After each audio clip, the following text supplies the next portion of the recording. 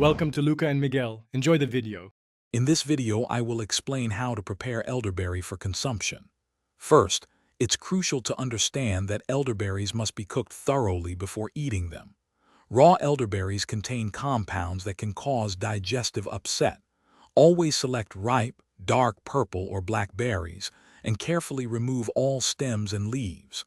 These parts also contain substances that are not safe to consume. For example, 1 cup of fresh elderberries typically yields about 1/2 cup of juice after processing. To safely prepare elderberries, simmer them in water for a minimum of 20 minutes. This heat treatment effectively neutralizes the potentially harmful compounds.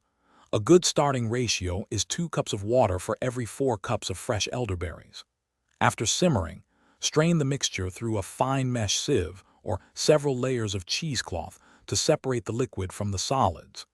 This rich, dark liquid is now ready to be used as a base for many delicious and beneficial recipes. Once you have your prepared elderberry liquid, the culinary possibilities are vast. Elderberry syrup is perhaps the most popular application, often used for its delightful taste. You can also create delicious jams, jellies, or even incorporate the berries into pies for a unique flavor. Adding a splash of elderberry juice to your morning tea or smoothie is another fantastic option. Remember to store any cooked elderberry products in the refrigerator for up to 2 weeks to maintain freshness. Finally, let's review some critical safety reminders. It is absolutely essential never to consume raw elderberries, as they can lead to severe digestive upset, including nausea and vomiting. If you plan to use elderberry for any medicinal purposes, always consult with a healthcare professional first. Proper plant identification is also vital to avoid confusing elderberries with toxic lookalikes.